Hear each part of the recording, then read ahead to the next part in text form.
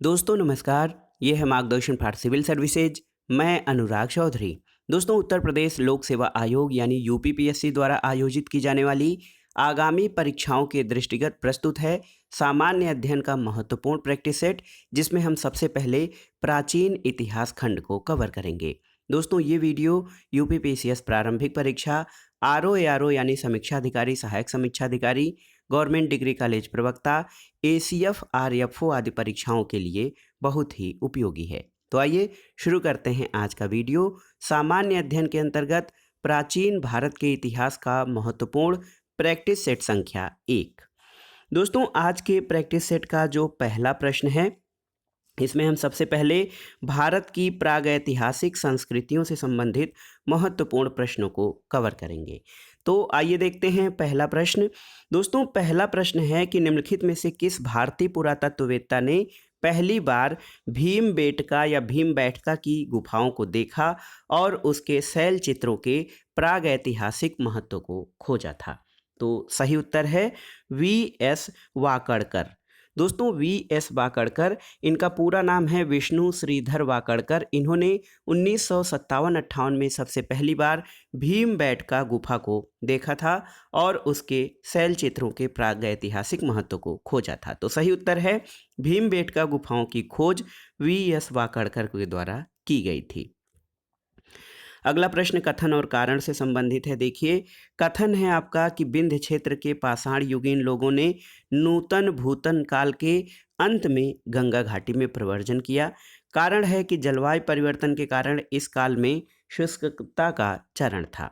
तो सही उत्तर है ऑप्शन ए और आर दोनों सही हो जाएंगे और आर ए की सही व्याख्या भी करता है।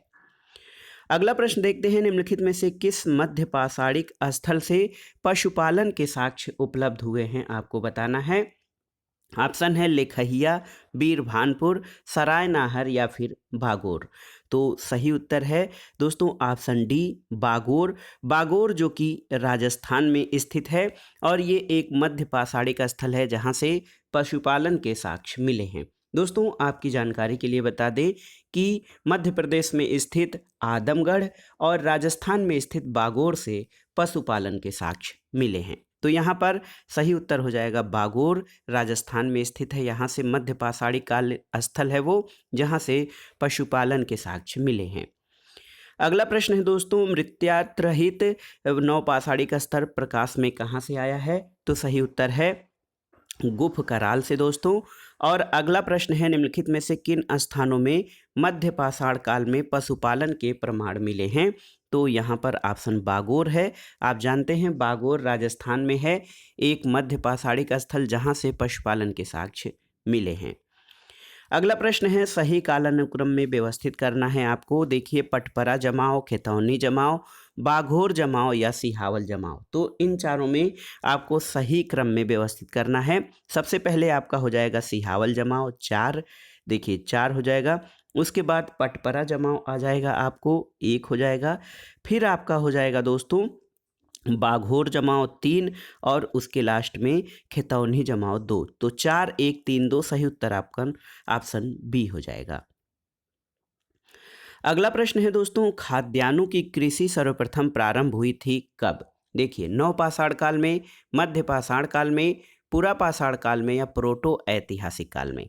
तो सही उत्तर है दोस्तों खाद्यान्नों की कृषि सबसे पहले नवपाषाण काल में प्रारंभ हुई थी। ऑप्शन ए आपका सही उत्तर है।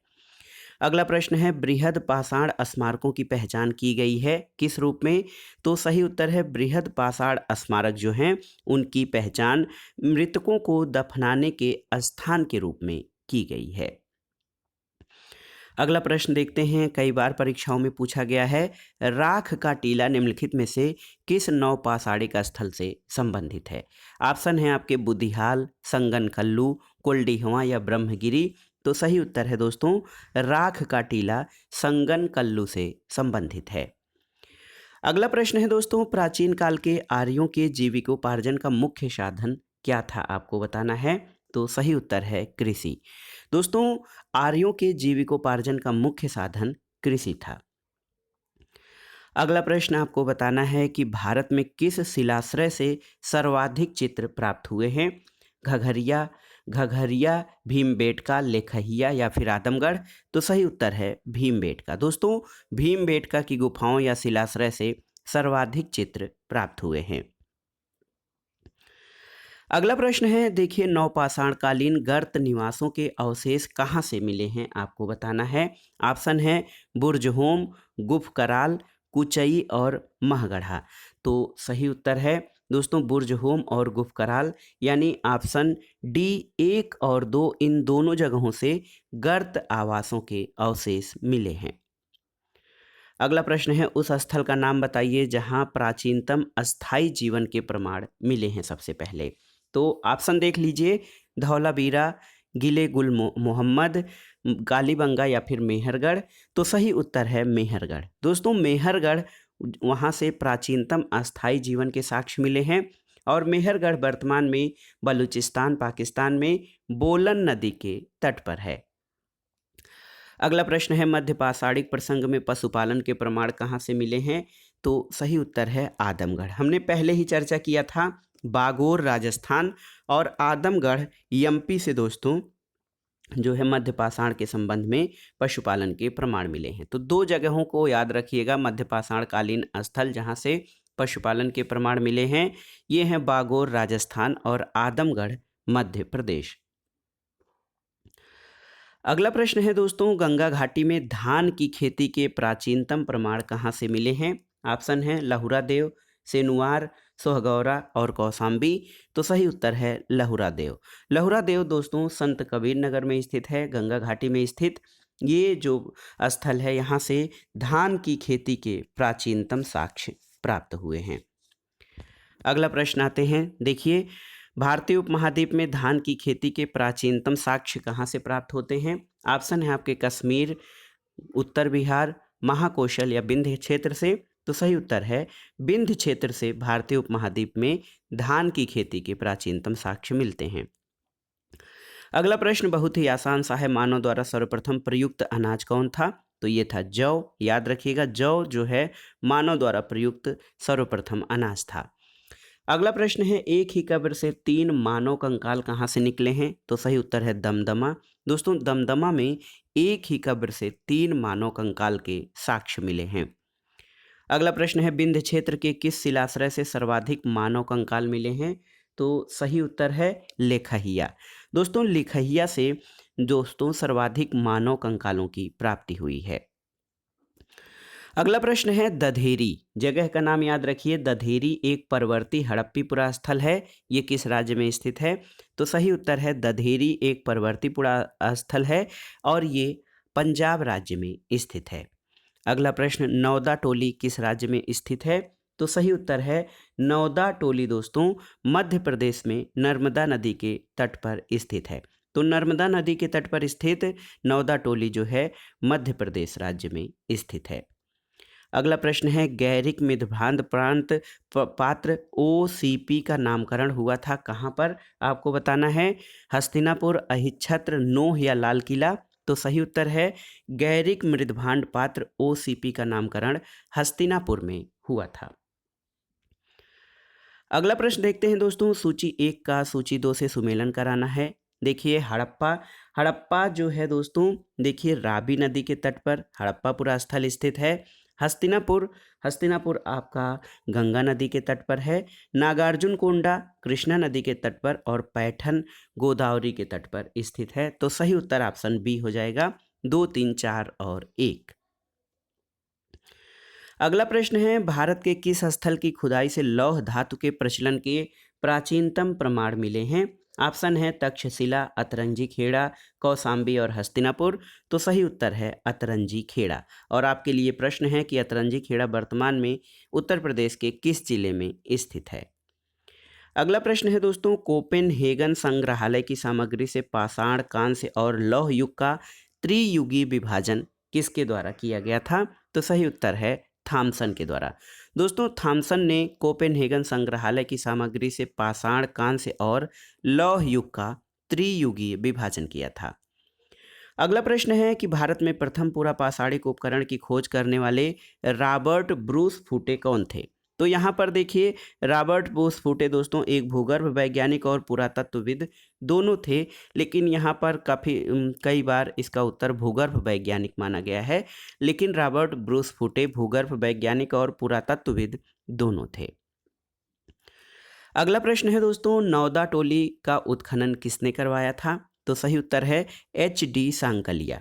नौदा टोली कहाँ पर स्थित है? आप जानते हैं मध्य प्रदेश में नर्मदा नदी के तट पर स्थित एक पुरातत्व स्थल है और इसका उत्खनन HD सांकलिया के द्वारा कराया गया था। अगला प्रश्न है, ताम्राश्म काल में महाराष्ट्र के लोग मृतकों के शरीर को फर्श के नीचे किस तरह रखकर दफनाते थे? तो सही उत्तर है ताम्राश्म काल में महाराष्ट्र के लोग मृतकों के शरीर को फर्श के नीचे उत्तर से दक्षिण की ओर रखकर दफनाते थे। अगला प्रश्न है दोस्तों, देखिए उत्खनित प्रमाणों के अनुसार पशुपालन का प्रारंभ कब हुआ था? आपको बताना है। तो सही उत्तर है ऑप्शन डी, मध्य पाषाण काल में। उत्खनित प्रमाणों के अनुसार पशुपालन का प्रारंभ सबसे पहले मध्य पाषाण काल में हुआ था। अगला प्रश्न है, वस्त्रों के लिए कपास की खेती का आरंभ सबसे पहले कहाँ पर हुआ था? तो उत्तर है भारत में। दोस्तों वस्त्रों के लिए जो कपास की खेती है इसका प्रारंभ सबसे पहले भारत में हुआ था। अब आइए देखते हैं दोस्तों, देखिए सबसे पहले हमने भारत की प्रागैतिहासिक संस्कृति देखा, उसके बाद आइए देखते हैं सिंधु सभ्यता और संस्कृति से संबंधित महत्वपूर्ण प्रश्नों को। पहला जो है ये मिलान करना है सूची 1 का सूची 2 से। सिंधु घाटी सभ्यता ये नगरीय सभ्यता थी। उत्तर वैदिक समाज जो है ये कृषक समाज होता था। ऋग वैदिक समाज दोस्तों ये चरागाह आधारित था और मध्यकाल जमींदारी पर आधारित समाज था। तो सही उत्तर आपका हो जाएगा ऑप्शन डी, 4, 3, 1 और 2। 4, 3, 1 और 2 ये हो जाएगा। सिंधु घाटी सभ्यता आप जानते हैं नगरीय सभ्यता थी। उत्तर वैदिक समाज कृषक, ऋग वैदिक समाज चरागाह पर आधारित और मध्यकाल जमींदारी व्यवस्था पर आधारित था। अगला प्रश्न भी सूची 1 का सूची 2 से सुमेलन करना है। देखिए हड़प्पा पुरा स्थल और उनके स्थित वर्तमान में राज्य क्षेत्र। तो देखिए बालू दोस्तों हरियाणा राज्य में स्थित है। मांडा जम्मू कश्मीर में। पाडरी ये गुजरात में स्थित है और हुलास या हुलास खेड़ा उत्तर प्रदेश में स्थित पुरातत्व स्थल है। तो सही उत्तर आपका ऑप्शन डी हो जाएगा, 3, 2, 4 और 1। अगला प्रश्न है सूची 1 का सूची 2 से सुमेलन करिए और दिए गए कूट के आधार पर सही उत्तर का चयन करिए। बनवाली दोस्तों देखिए बहुत ही महत्वपूर्ण है। बनवाली जो है यहाँ से बादाम देखिए महत्वपूर्ण है। बनवाली का संबंध बादाम से उपज होती थी यहाँ पे। हुलास में गोधूम या गेहूँ, शिकारपुर में कोदो और कुंतासी में रेशमी और सूती वस्त्र। तो सही उत्तर सीधे सीधे है 1, 2, 3, 4। ऑप्शन ए आपका सही उत्तर हो जाएगा। अगला प्रश्न है दोस्तों, बनवाली में निम्नतम जमाव निम्नलिखित में से किस संस्कृति से संबंधित है? आपको बताना है। तो सही उत्तर है बनवाली में निम्नतम जमाव प्राक हड़प्पा ग्राम्य संस्कृति से संबंधित है। ऑप्शन ए आपका सही उत्तर हो जाएगा। अगला प्रश्न है सिंधु घाटी सभ्यता की विकसित अवस्था में निम्नलिखित में से किस स्थल में घरों में कुओं के अवशेष मिले हैं? तो सही उत्तर है मोहनजोदड़ो से। दोस्तों सिंधु घाटी सभ्यता की विकसित अवस्था में मोहनजोदड़ो से घरों में कुओं के अवशेष मिले हैं। अगला प्रश्न सूची 1 का सूची 2 से सुमेलन करना है। यहाँ पर देखिए हड़प्पा की खोज किसने की थी? दयाराम साहनी। हड़प्पा की खोज दयाराम साहनी ने। ए का तीसरा हो जाएगा। हस्तिनापुर की खोज बीबी लाल ने की थी। बी का चौथा हो जाएगा।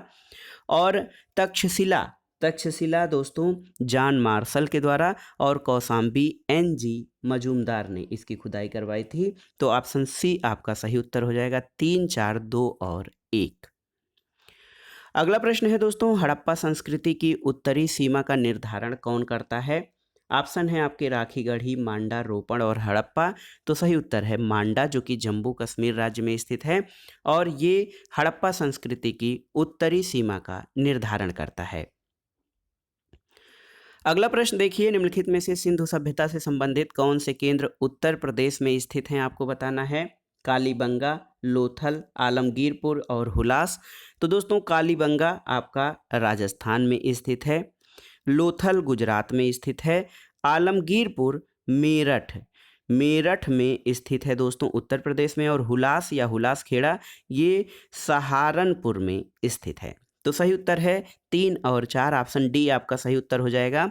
ये आलमगीरपुर और हुलास जो हैं ये उत्तर प्रदेश में स्थित सिंधु घाटी सभ्यता से संबंधित स्थल हैं। अगला प्रश्न सूची 1 का सूची 2 से सुमेलन करना है। हड़प्पा दोस्तों, हड़प्पा से समाधान R37 मिला है। लोथल से गोदीबाड़ा के प्रमाण मिले हैं।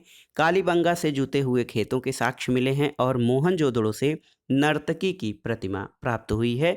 तो सही उत्तर आपका हो जाएगा 1, 2, 4 और 3, ऑप्शन डी सही उत्तर हो जाएगा।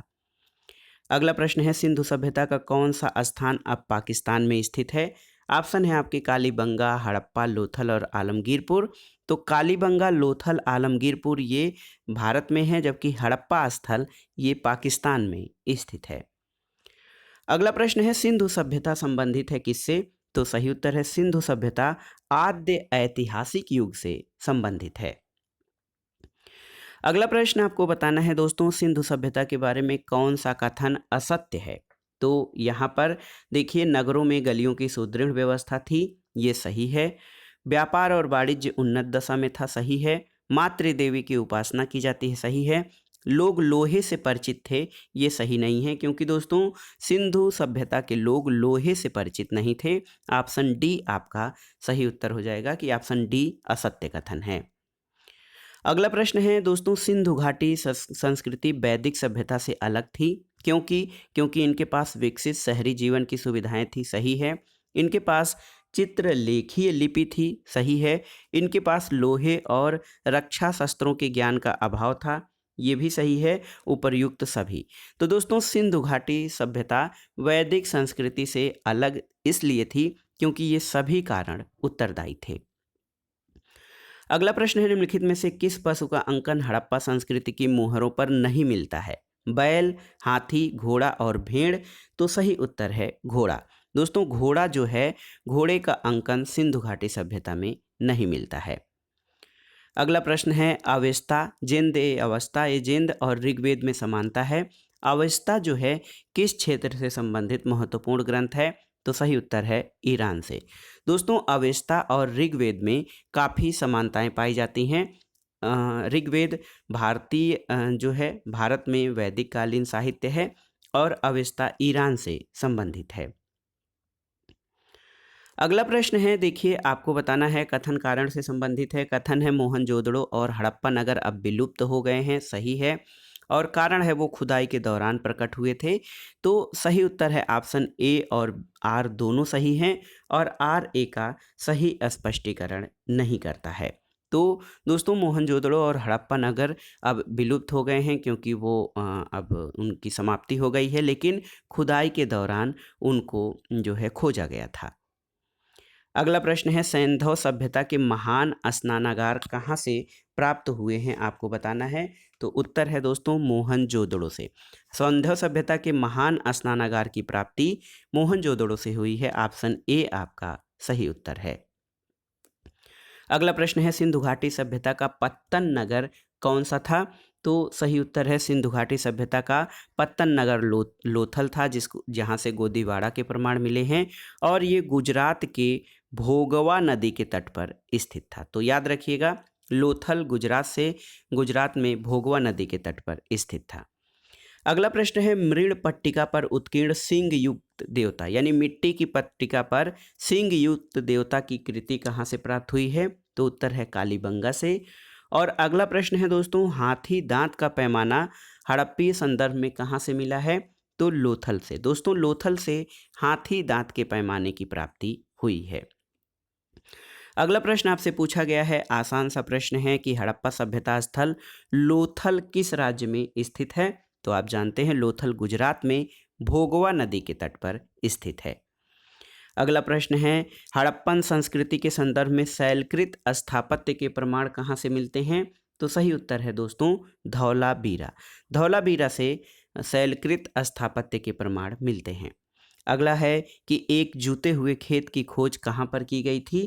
तो उत्तर है कालीबंगा राजस्थान में स्थित है, और यहाँ से जूते हुए खेत के साक्ष्य मिले हैं।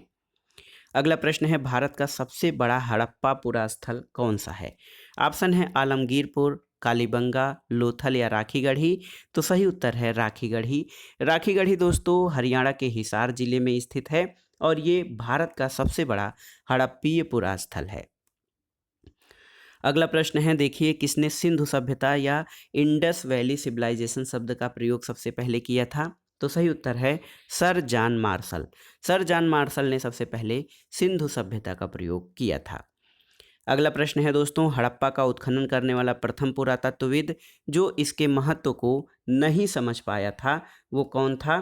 तो सही उत्तर है जो नहीं समझ पाया था वो कनिंघम था, ए कनिंघम। और एक प्रश्न अगर जो ऐसे पूछ लिया जाए जिसमें नहीं है, देखिए हड़प्पा का उत्खनन करने वाला प्रथम पुरातत्व जो इसके महत्व को समझ पाया था वो जॉन मार्शल था और जो नहीं समझ पाया था वो ए कनिंघम था दोस्तों।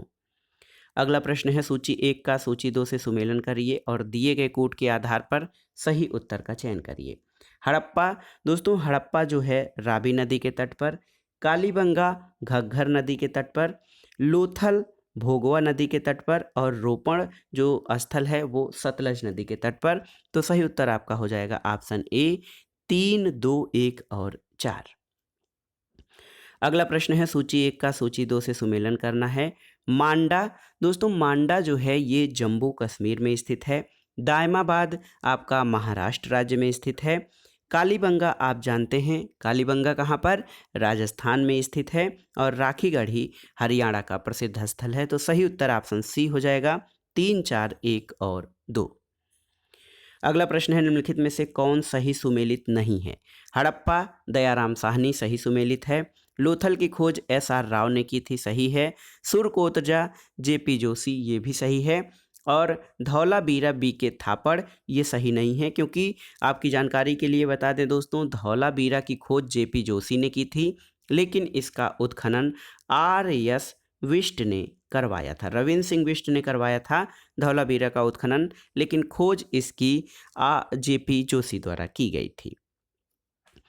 अगला प्रश्न है, हड़प्पी संस्कृति के स्थल और उनकी स्थिति संबंधी कौन सा सही सुमेलित नहीं है? आलमगीरपुर उत्तर प्रदेश सही सुमेलित है। बनावली हरियाणा सही सुमेलित है। दायमाबाद महाराष्ट्र में है, सही सुमेलित है। राखीगढ़ी राजस्थान दिया है, ये सही सुमेलित नहीं है क्योंकि राखीगढ़ी दोस्तों हरियाणा राज्य में स्थित है। अगला प्रश्न है, निम्नांकित में से किसका सुमेल नहीं है? आलमगीरपुर उत्तर प्रदेश सही सुमेलित है। लोथल गुजरात में है, ये भी सही सुमेलित है। कालीबंगा हरियाणा सही सुमेलित नहीं है क्योंकि कालीबंगा राजस्थान में स्थित है। और रोपण आपका पंजाब में स्थित है। तो ऑप्शन सी आपका हो जाएगा जो कि सही सुमेलित नहीं है। अगला प्रश्न है, निम्नलिखित में से कौन सा सिंधु घाटी की सभ्यता पर प्रकाश डालता है? देखिए शिलालेख, पुरातत्व संबंधी खुदाई, बर्तनों की मोहरों पर लिखावट और धार्मिक ग्रंथ। तो सही उत्तर है पुरातत्व संबंधी खुदाई जो है दोस्तों ये सिंधु घाटी सभ्यता पर प्रकाश डालता है। अगला प्रश्न है, हड़प्पा संस्कृति की जानकारी का प्रमुख स्रोत क्या है? तो सही उत्तर है पुरातात्विक खुदाई। दोस्तों वैसे तो कई प्रकार के पक्की मिट्टी की मोहरों पे अंकित लेख, शिलालेख ये सब और कुछ जो चीज़ें मिली हैं वहाँ से वो भी हैं, लेकिन हड़प्पा संस्कृति की जानकारी का प्रमुख स्रोत जो है ये पुरातात्विक खुदाई है। अगला प्रश्न है, अधिसंख्य हड़प्पा स्थल कहाँ पर स्थित हैं? सिंधु घाटी में, गंगा घाटी में, सरस्वती घाटी में या नर्मदा घाटी में? तो सही उत्तर है सर्वाधिक हड़प्पा स्थल सिंधु घाटी में स्थित। अगला प्रश्न देखते हैं दोस्तों, स्थापित सिंधु घाटी सभ्यता जिन नदियों के तट पर बसी थी वे कौन सी नदियां थीं? सिंधु, चिनाव, झेलम और गंगा। तो सही उत्तर है 1, 2, 3, यानी सिंधु घाटी सभ्यता जो है मुख्य रूप से सिंधु, चिनाव और झेलम और रावी आदि नदियों के तट पर बसी थी। अगला प्रश्न है, मूर्ति पूजा का आरंभ कब से माना जाता है? ये इस वीडियो का जो हम वीडियो कर रहे हैं सामान्य अध्ययन से संबंधित इसका आखिरी प्रश्न है कि मूर्ति पूजा का प्रारंभ कब से माना जाता है? पूर्व आर्य, उत्तर वैदिक काल, मौर्य काल या कुषाण काल?